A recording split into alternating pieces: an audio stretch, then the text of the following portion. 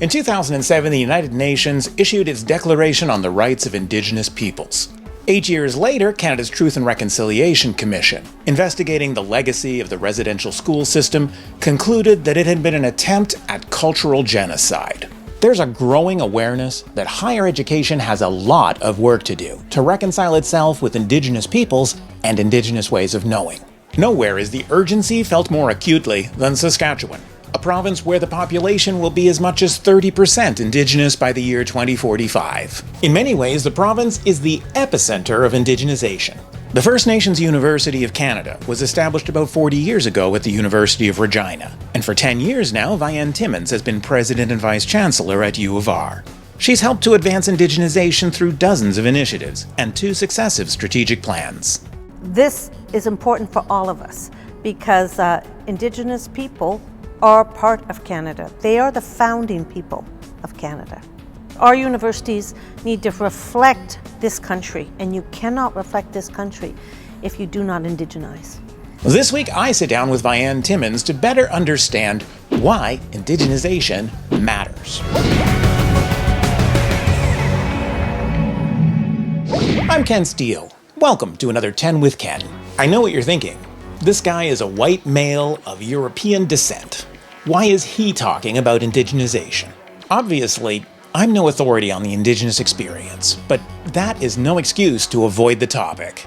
The challenges make us anxious about addressing the issue at all. You're left knowing that you're going to put your foot in it if you don't know how to handle it well. And so the tragic thing is that people wind up not talking about it. Any advice on how to talk about Indigenous issues when we don't feel like we're the experts? No matter where you're from or who you are, people recognize genuine interest and they'll honor you if you want to learn and you ask questions, and the more you learn, the more you'll understand, the more empathy you'll achieve, and then the more ability you'll have to do shoulder-to-shoulder reconciliation. Unlike me, Vianne does have some first-hand experience. Well, I'm of Mi'kmaq heritage, and when I grew up, my father didn't speak about it. He was ashamed of it. It was hidden from everyone. That's changed now. Since 2008, Vianne has been leading a university that proudly champions the cause of Indigenization. We're very fortunate at our university because we have been on this journey for the last 40 years. I have an advisor that reports directly to me who gives me sage advice all of the time. I have an Indigenous advisory circle that listens to my ideas, that gives me ideas, and shoulder to shoulder we work together to indigenize our campus. Indigenization is front and center in the University of Regina's strategic plan. The second strategic plan, Piakaskigigawi now, is a Cree word that talks about one with Mother Earth, and the campus has totally endorsed it.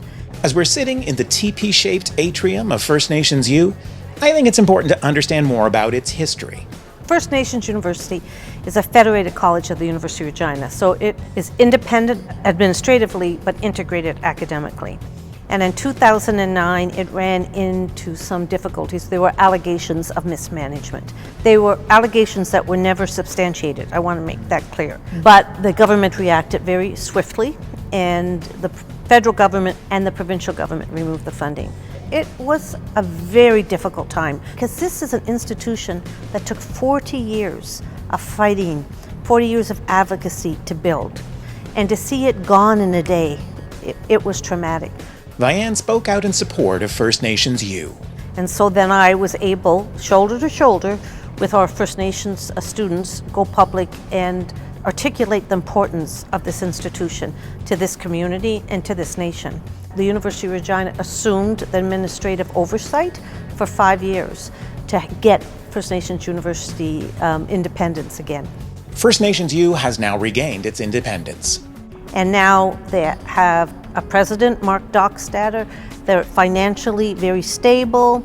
Their student population numbers are growing.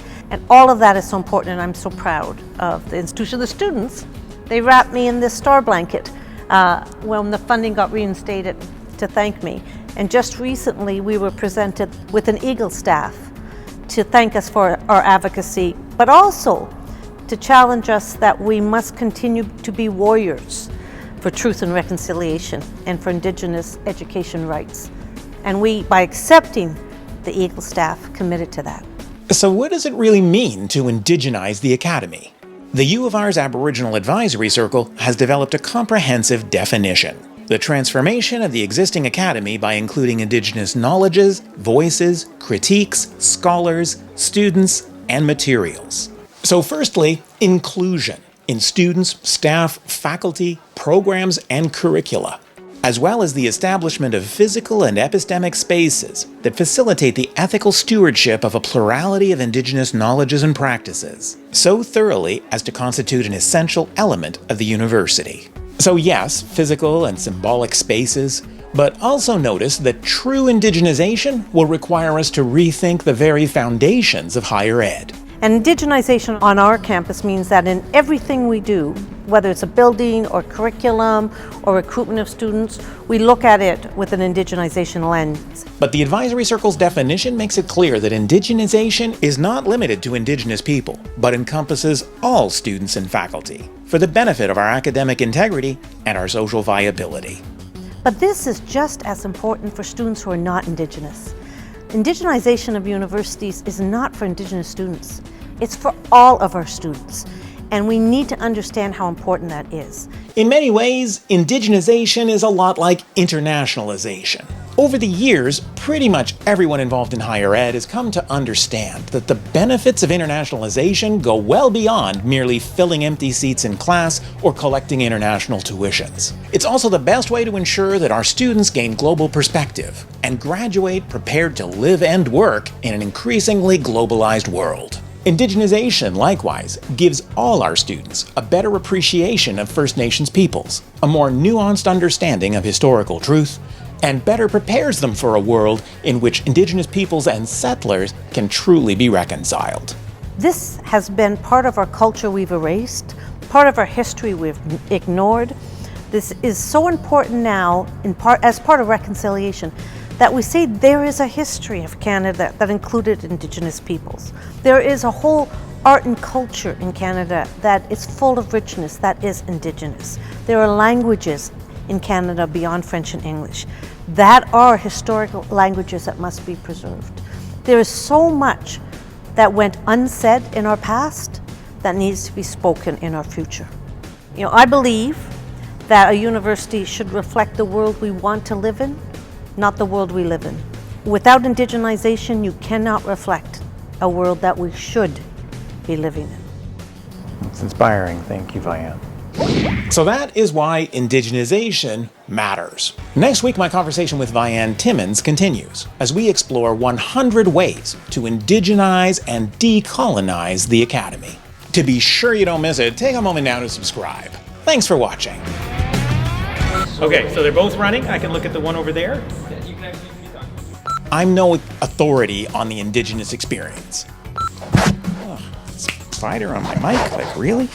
That proudly champions a university that proudly champions the cause of indigenization. I'm sure I had this right a dozen times already.